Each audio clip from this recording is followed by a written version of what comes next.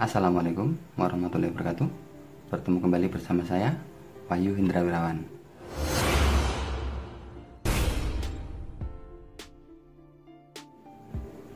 Beberapa hari yang lalu, teman saya meminjami smartwatch-nya yaitu Amazfit Bip untuk saya review. Dan ini adalah unitnya. Amazfit Bip ini diluncurkan pertama kali tahun 2018. Jadi sejak pertama kali diluncurkan sampai dengan tahun 2020 ini sudah sekitar 2 tahun. Harga baru di pasaran sekarang ini kisaran harga 600 ribuan. Apakah smartwatch dengan harga 600 ribuan di tahun 2020 itu masih layak kita beli?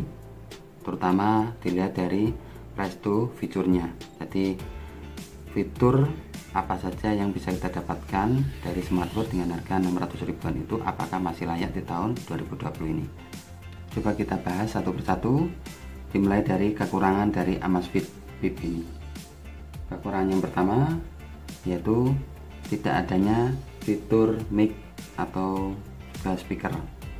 Jadi kalau ada telepon masuk, itu kita tidak bisa langsung mengangkat telepon dan berbicara melalui jam tangan ini. Kekurangan yang kedua, dari jam tangan ini kita tidak bisa langsung menggunakan fitur balas pesan. Jika ada SMS atau WA, itu hanya akan muncul notifikasi di sini dan kita bisa membacanya, tetapi kita tidak bisa langsung membalasnya melalui jam tangan ini. Kekurangan yang ketiga, ini adalah aktivitas trackernya itu terbatas, yaitu hanya outdoor running, treadmill, cycling, walking. Udah itu aja.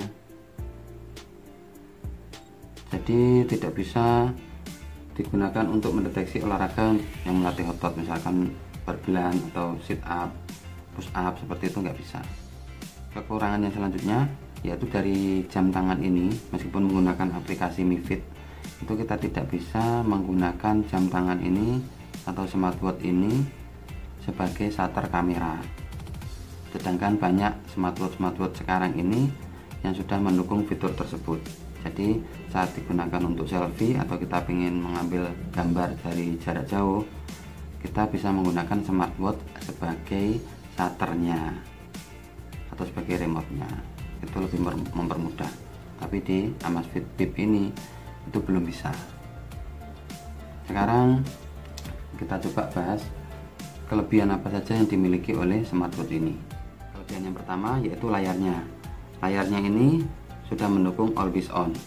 Jadi semua informasi ini yang tertampil di layar ini bisa kita lihat secara langsung tanpa kita menyentuh satupun tombol atau menyentuh layarnya untuk menyalakan layarnya, karena layarnya otomatis selalu menyala.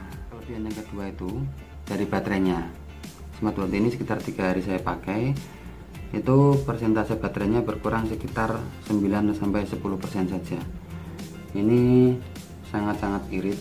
Bahkan Amazfit itu mengklaim bahwa baterai ini dalam kondisi standby bisa tahan sampai 45 hari. Tetapi untuk penggunaan yang intens atau sering, terutama pakai untuk olahraga, itu kemungkinan besar juga baterainya akan menurun drastis. Tapi untuk baterai dengan kapasitas 200 mAh ini sudah sangat-sangat irit sekali. Kelebihan yang ketiga ini adalah dari build quality-nya ini sudah cukup bagus, cukup kokoh. Memang ini bukan logam, ini adalah polikarbonat, tetapi di bagian layarnya ini sudah dilindungi oleh Corning Gorilla Glass seri, kalau nggak salah seri ketiga atau generasi ketiga.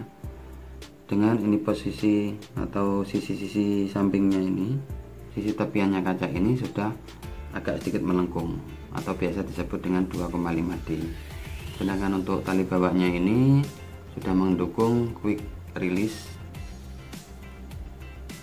jadi sangat mudah dilepas, dan jika bosan dengan tali bawahan yang aslinya ini bisa membeli tali pengganti yang banyak beredar di pasaran dengan sangat-sangat mudah,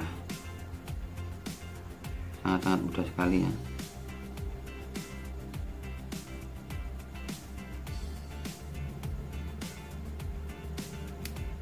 Nah, seperti ini.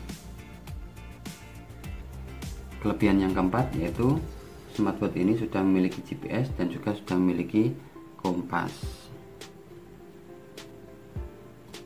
Nah, ini kompasnya. Nah, kompas ini cocok bagi kalian yang muslim dan suka berpetualang, tetapi tetap bisa melakukan kewajiban sholat 5 waktu dengan bisa menentukan arah kiblatnya.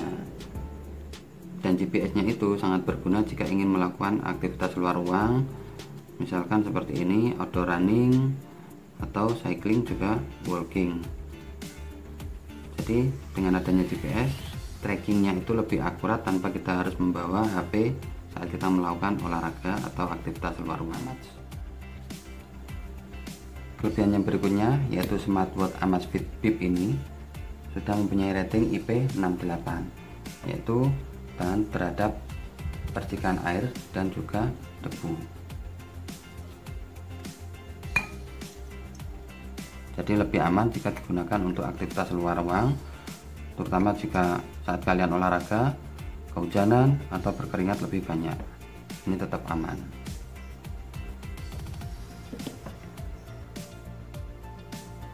Kelebihan yang terakhir yaitu dari segi harga. Dengan harga 600 sampai 700 ribuan, kita sudah bisa mendapatkan smartwatch dengan fitur yang sangat lengkap seperti yang saya sebutkan tadi, dimana terdapat lumayan atau cukup banyak ya kelebihannya. Oke, setelah ini saya akan mencoba beberapa fitur dari Amazfit Bip ini, terutama sensor-sensor yang dimilikinya. Mungkin sedikit nanti saya komparasi dengan Samsung Gear S3 saya ini. Kita coba untuk mengukur denyut jantung.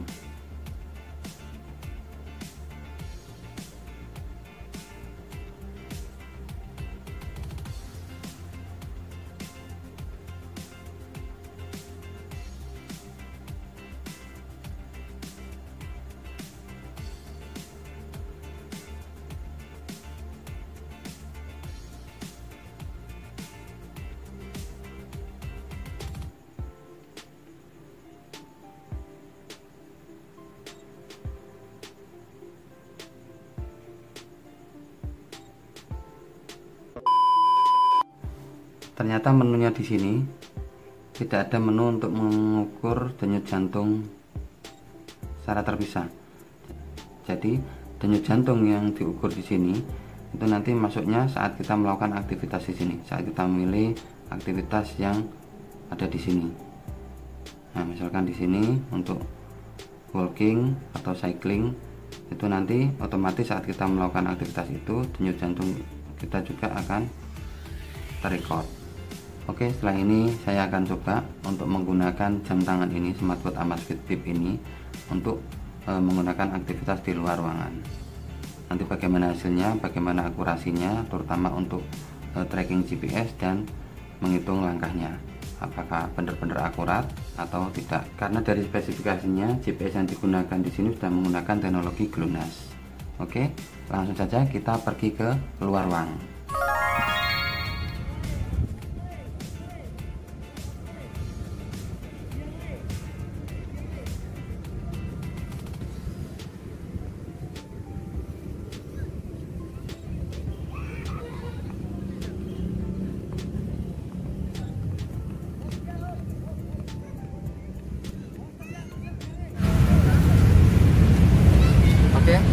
Sekarang saya akan mencoba untuk jalan kaki.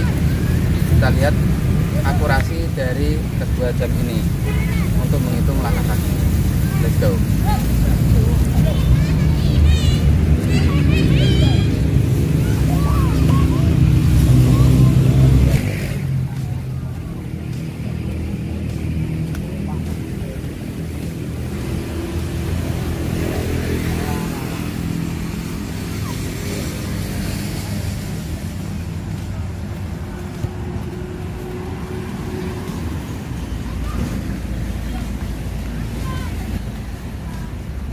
Tujuh 71, 72, 73, 170,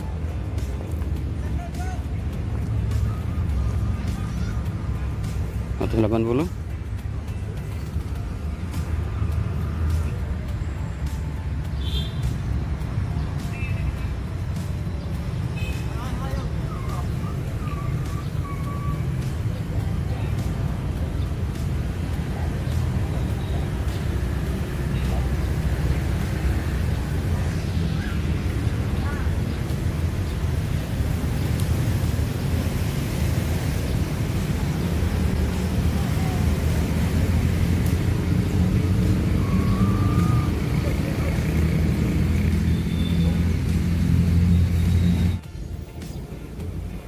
Udah selesai.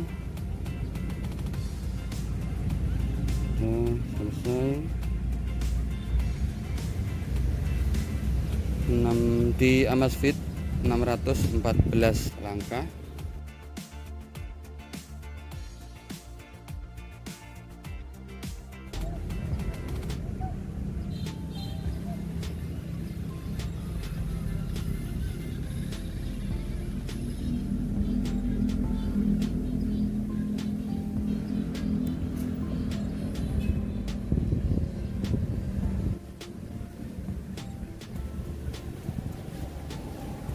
Di gear S3 waktunya 6 menit 2 detik 0,43 km.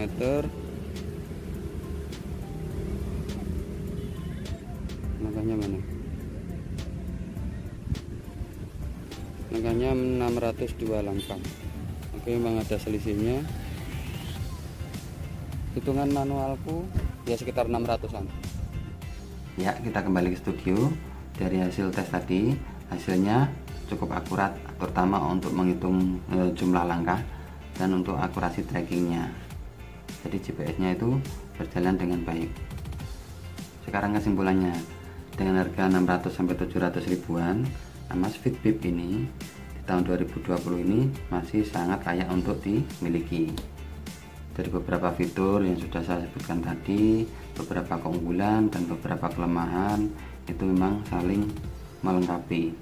Memang wajar untuk harga seperti itu, masih banyak atau masih ada beberapa kekurangannya. Jangan berekspektasi lebih tinggi untuk mendapatkan kesempurnaan dengan harga yang dibayarkan seperti itu. Oke, demikian video saya kali ini. Jika suka dengan video ini, silahkan klik tombol like. Jika tidak suka, dislike saja, tidak apa-apa. Tetapi jika ingin membantu channel saya ini berkembang lebih baik lagi, silahkan klik tombol subscribe di bawah ini dan juga nyalakan loncengnya. Jika ada pertanyaan, kritik, komentar, atau ide, silahkan tulis di kolom komentar berikut di bawah ini. Saya Wahyu Indra Wirawan undur diri. Wassalamualaikum warahmatullahi wabarakatuh.